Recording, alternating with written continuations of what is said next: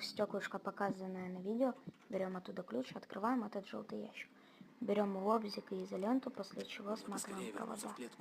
И бежим обратно в клетку, потому что скоро придет маньяк. Чтобы он не заметил, что я вылезал из клетки.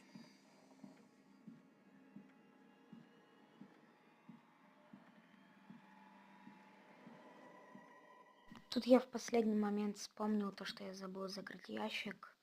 И он меня спалил. Но от одной попытки ничего страшного. Что-то здесь не так. Думаешь, я не замечу открытый ящик?